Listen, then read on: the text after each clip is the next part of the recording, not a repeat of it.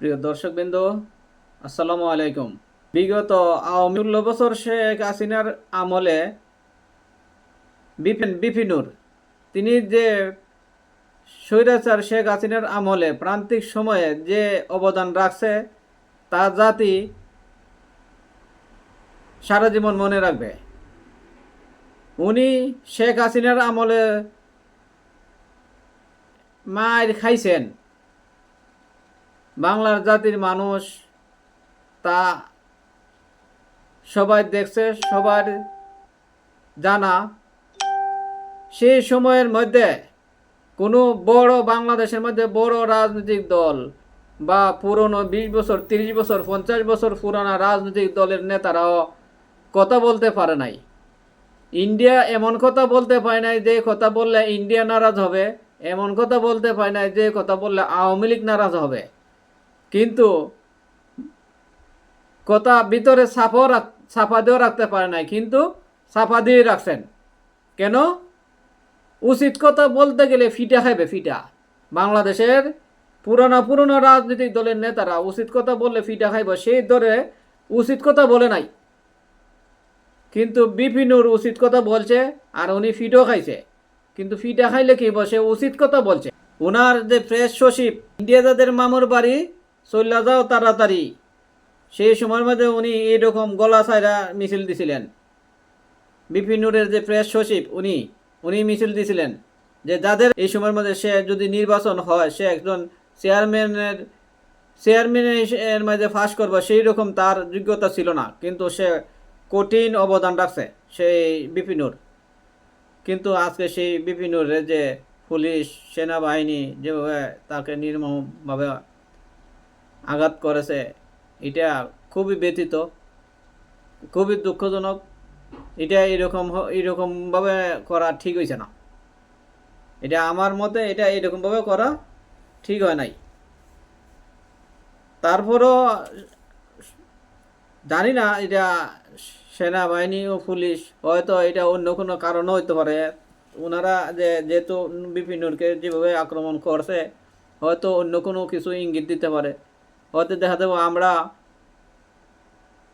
আমরা যেমন আন্দোলনকারীর পক্ষের লোককে যেরকম আমরা দমন করছি, বিপক্ষের লোকরাও আমরা কঠিনভাবে দমন করব, হয়তো সেই রকম একটা ইঙ্গিতও দিতে পারে সেনাবাহিনী পুলিশ। আমরা তারপরও বিপিনুরকে যেভাবে আক্রমণ করছে, আঘাত করছে, আমরা খুবই ব্যথিত। তারপরও আশা করি দেশের সেনাবাহিনী এরা দেশপ্রেমিক, তারাও যেরকম দেশের এই 24-এর আন্দোলনের সময় যেরকম দেশের জনগণের সর্বস্তরের জনগণের অবদান ছিল, সেনাবাহিনীদেরও সেই রকম অবদান ছিল, আমরা দেখছি।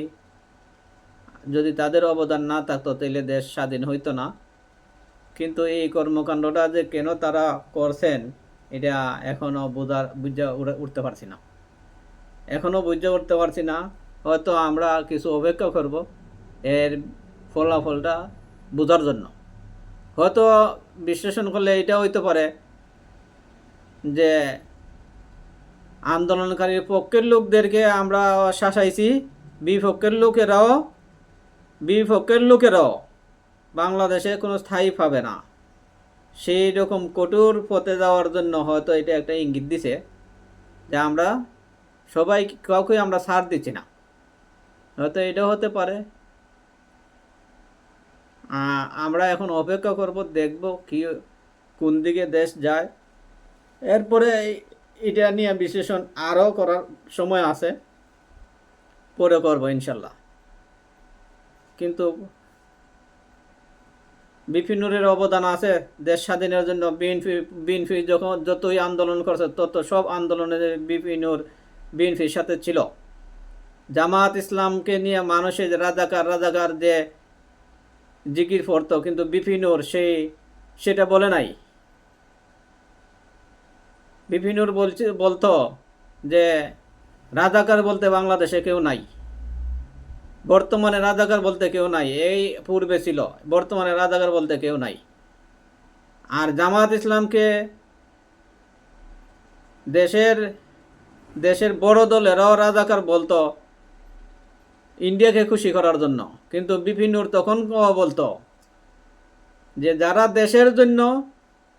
দেশের জন্য আন্দোলন করবে তারাই আমাদের সাথে থাকবে।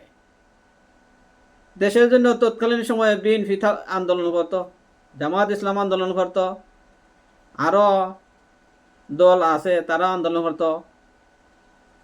কিন্তু তিনি ওই সময়ের মধ্যে দেশের কোনো এক গুরুত্বকে ভাগ করার মতন কথাবার্তা তিনি বলতেন না।